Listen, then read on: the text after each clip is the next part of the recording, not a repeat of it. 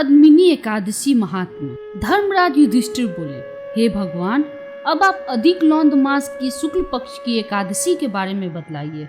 उस एकादशी का नाम क्या है तथा उसके व्रत की विधि क्या है, सो विधि पूर्वक कहिए। श्री कृष्ण बोले, हे राजन, अधिक लौंद मास की एकादशी जो कि अनेक पुण्यों को देने वाली है, उसका नाम पद्मिनी है। उस एकादशी के व्रत में मनुष्य विष्णु लोक को जाता है। हे राजन, इस विधि को मैंने सबसे प्रथम नारद जी से कहा था। वह विधि अनेक पापों को नष्ट करने वाली है तथा मुक्ति प्रदान करने वाली है।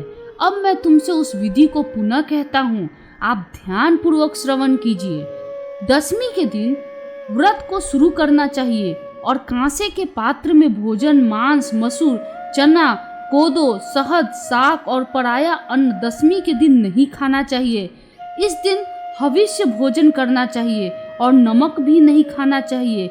उस रात्रि को भूमि पर शयन करना चाहिए और ब्रह्मचर्य पूर्वक रहना चाहिए। एकादशी के दिन प्रातः उठकर नित्य क्रिया से निवृत्त होकर दातुन करना चाहिए और 12 कुल्ला करके पुण्य क्षेत्र में स्नान करने चला जाना चाहिए।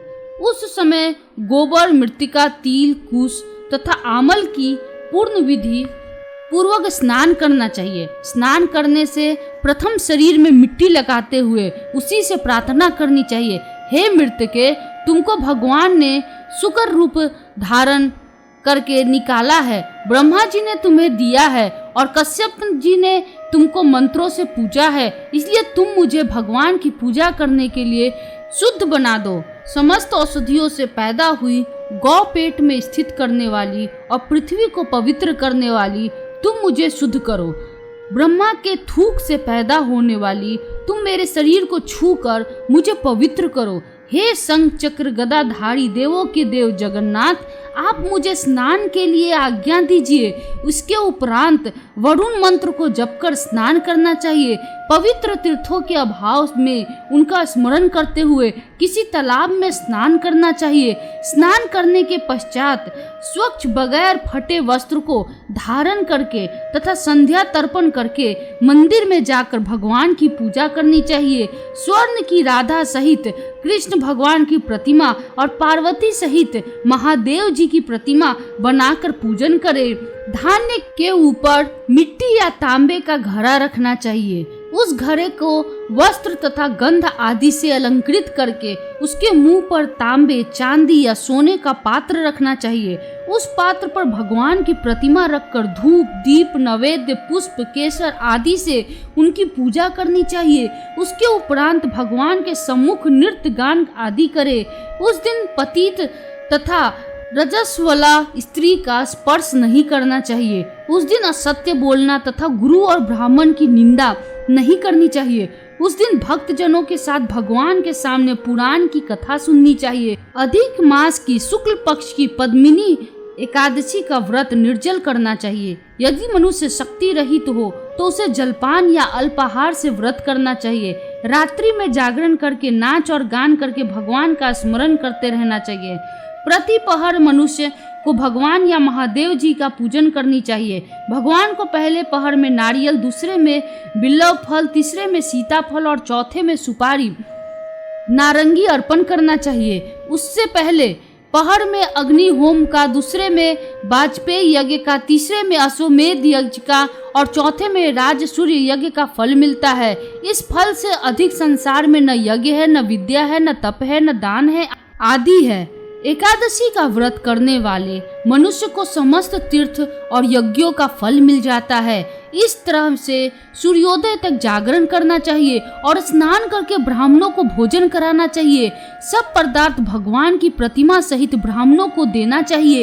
इस प्रकार जो मनुष्य विधि पूर्वक भगवान की पूजा तथा व्रत करते हैं उनका जन्म सफल होता है और इस लोक में अनेक सुखों को भोग कर अंत में परम धाम को जाते हैं।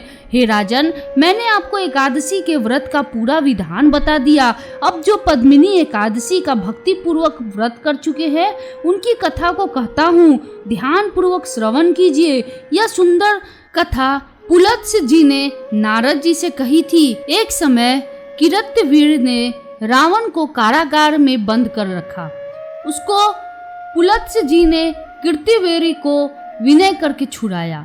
उस घटना को सुनकर नारद जी ने पुलत्स्य जी से पूछा कि हे महाराज, उस मायावी रावण को जिसने समस्त देवताओं सहित देवराज इंद्र को जीत लिया, किरतवीर ने किस प्रकार जीता, सो आप मुझे समझाइए। इस पर पुलत्स्य जी बोले, हे नारद जी, आप पहले किरतवीर की उत्पत्ति सुनो। त्रेता युग में महेशमती नाम की नगरी में किरतवीर नामक एक राजा राज्य करता था। उस राजा के 100 स्त्रियां थी। उसमें से किसी भी राज्य भार लेने वाला योग्य पुत्र नहीं था। बस राजा ने आदर पूर्वक पंडितों को बुलवाया और पुत्र की प्राप्ति के लिए यज्ञ किए, परंतु सब असफल रहे। जिस प्रकार दुखी मनुष्य को भोग नीरस मालूम पड़ते हैं, उसी प्रकार उसको भी राज्य पुत्र बिना सुख देने वाला प्रतीत होने नहीं होता था। अंत में वह तप के द्वारा ही सिद्धियों को प्राप्त जानकर तपस्या करने के लिए वन को चला गया। उसकी स्त्री हरिश्चंद्र की पुत्री प्रमदा वस्त्रालंकारों को त्याग कर अपने पति के साथ गंधमादन पर्वत पर चली गई। उस स्थान पर इन लोगों ने 10 सहस्त्र वर्ष तक तपस्या की, परंतु सिद्धि प्राप्त न हो सकी। राजा के शरीर में केवल हड्डियां रह गई। यह देखकर प्रमदा ने विनय सहित महासती अनुसुईया से पूछा कि मेरे पति देव को तपस्या करते हुए 10 सहस्त्र वर्ष बीत गए, परंतु अभी तक भगवान प्रसन्न नहीं हुए हैं, जिससे मुझे पुत्र प्राप्त हो। इस प्रकार अनुसुईया जी बोली कि अधिक लौंद मास में, जो कि 32 महीने बाद आता है, उसमें 2 एकादशी होती है, जिसमें शुक्ल पक्ष की एकादशी का नाम पद्मिनी और कृष्ण पक्ष की एकादशी का नाम परमा है। उसके जागरण और व्रत करने से भगवान तुम्हें अवश्य ही पुत्र देंगे। इसके पश्चात अनुसुईया जी ने व्रत की विधि बतलाई। रानी ने अनुसुईया की बतलाई विधि के अनुसार एकादशी का व्रत और रात्रि में जागरण किया। इससे भगवान विष्णु उस पर बहुत प्रसन्न हुए और वरदान मांगने के लिए कहा। रानी उस पर भगवान की स्तुति करने लगी। रानी ने कहा कि आप यह वरदान मेरे पति को दीजिए। प्रमदा का वचन सुनकर भगवान विष्णु बोले कि प्रमदे, मल मास मुझे बहुत प्रिय है, जिसमें एकादशी मुझे सबसे अधिक प्रिय है। इस एकादशी का व्रत तथा रात्रि जागरण तुमने विधि पूर्वक किया, इसलिए तुम पर अत्यंत प्रसन्न हूँ। इतना कहकर भगवान विष्णु राजा से बोले, हे राजेंद्र, तुम अपनी इच्छा के अनुसार वर मांगो, क्योंकि तुम्हारी स्त्री ने मुझको प्रसन्न किया है। भगवान की सुंदर वाणी को सुनकर राजा बोला, हे भगवान, आप मुझे सबसे श्रेष्ठ, सबके द्वारा पूजित तथा आपके अतिरिक्त देव दानव मनुष्य आदि से अजय उत्तम पुत्र दीजिए। भगवान उससे तथास्तु कहकर अंतर ध्यान हो गए। वह दोनों अपने राज्य को वापस आए। उन्हीं के यहाँ कीर्तिवीर्य उत्पन्न हुए। वह भगवान के अतिरिक्त सबसे अजय थे। इसी से इन्होंने रावण को जीत लिया था। वह सब पद्मिनी के व्रत का प्रभाव था। नारद जी से इतना कहकर पुलत्स्य जी वहां से चले गए। भगवान बोले, हे धर्मराज, मैंने अधिक लौंद मास की शुक्ल पक्ष की एकादशी का व्रत कहा है। जो मनुष्य इस व्रत को करता है वह विष्णु लोक को जाता है। भगवान का वचन सुनकर युधिष्ठिर ने भी अपने कुटुंब सहित इस व्रत को किया। सूत जी बोले, हे ब्राह्मणों, जो आपने पूछा था सो मैंने सब कह दिया। अब आप क्या सुनना चाहते हो?